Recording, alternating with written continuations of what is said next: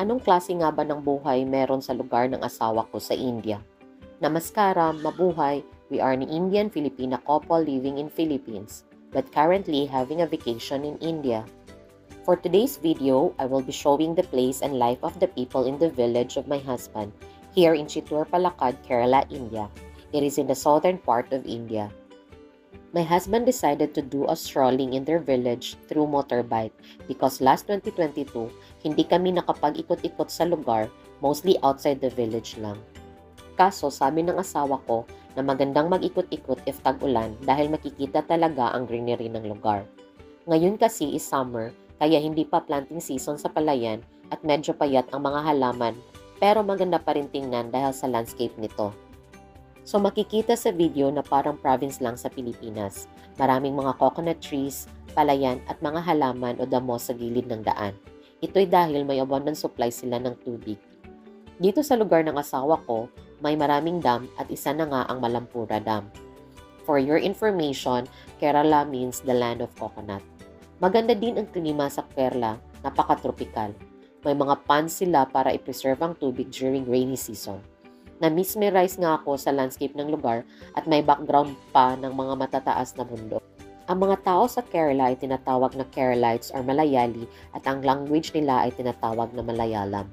Katulad lang din sa atin sa Pinas na may iba't ibang language ang bawat region.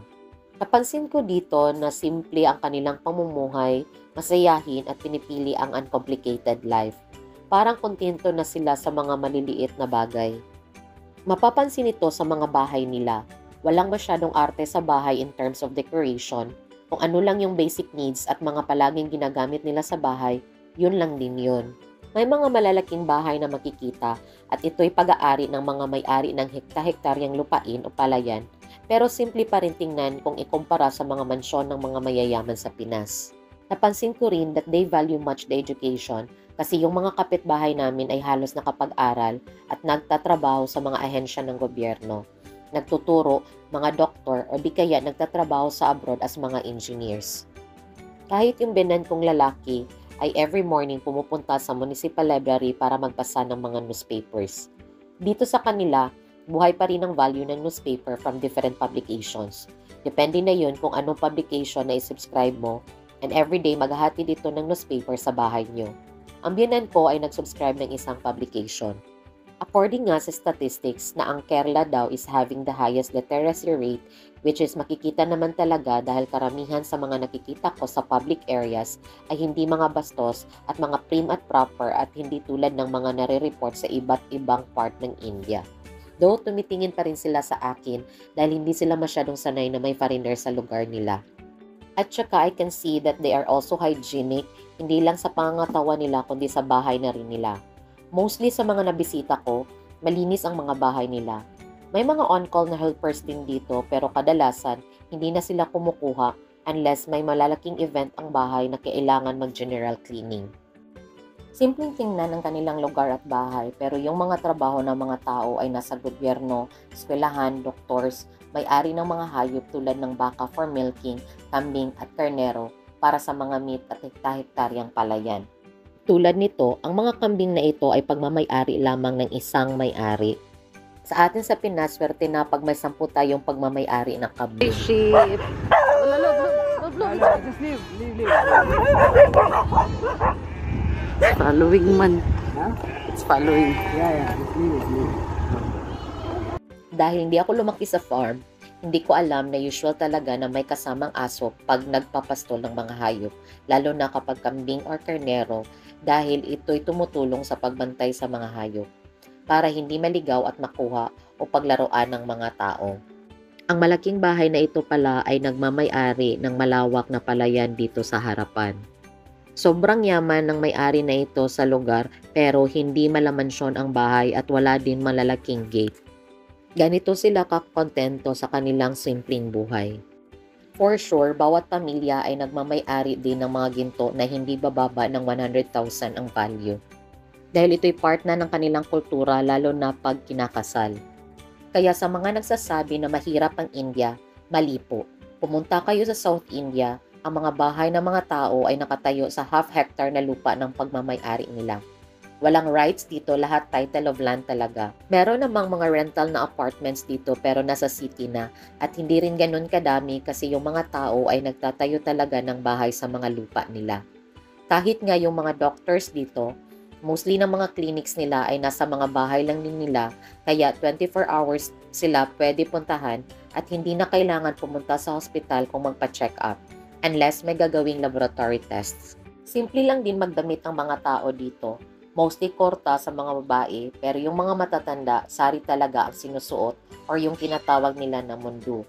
At yung mga lalaki naman ay yung skirt na parang sarong or tinatawag nilang longgi. Komportable daw tong suotin than the pants. Mostly sa mga nagpapants sa lugar ay yung nagtatrabaho sa government offices or sa schools. Nagsusuot naman ng pang-ilalim na shorts ang mga lalaki kapag sila ay nagsusuot ng longgi. Baka isipin nyo na diretso sarong lang ding sinusuot nila. In terms ng kanilang religion, mostly dito ay Hindu, Muslim, then Catholic. Maraming Hindu temples along the highway, malalaki din ang mga mosque at Catholic church. Kapag April to May, maraming Hindu festival ang ginagawa. Makukulay ang mga daan sa mga ilaw with loud sounds at may prosesyon kasama ang mga elepante. A week before ng festival, may mga taong humihingi ng donation sa daan para sa selebrasyon. Meron din silang pa-fireworks. Usually, it will starts ng 4 p.m. sa hapon hanggang umaga. Nakawitness ako ng isang festival dito na may prosesyon ng mga elepante. Ito din ay isang trademark dito sa Kerala, yung may taong nakaupo sa taas ng elepante na may dalang payong. May nakita akong statue na ganito sa Kochi at Coimbatore airports. Tuwing April to May din ginagawa ang kasalan dito dahil hindi maulan. At tuwing Sunday siya ginagawa unlike sa atin na any day na gusto natin. Ang reason is para makadalo raw lahat kasi walang trabaho. Dito rin pag may ikakasal sa village, imbitado lahat ng kapitbahay. Tapos may parang attendance sila at doon ililista ang pamilyang dumalo at kung ano ang iniregalo ay isusulat din doon. Kasi kapag may ikakasal naman sa inyong pamilya, equivalent din ng niregalo nyo ang ibibigay nila kaya mostly sa wedding nila ay ginagawa sa mga function hall dahil 800 to 1,000 katao ang dadalo.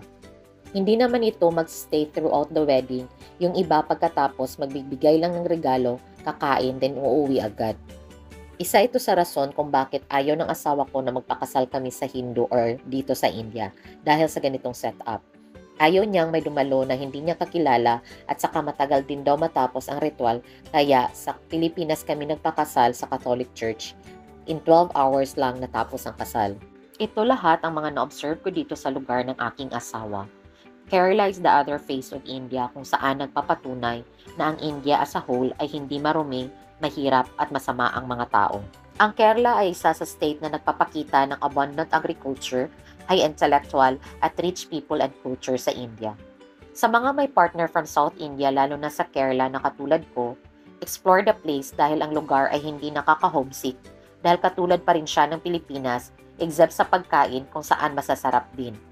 For me, life is here apart from our country. Hanggang dito na lang ang video na ito. I hope you like it. Until our next video in India, thank you for watching. Bye!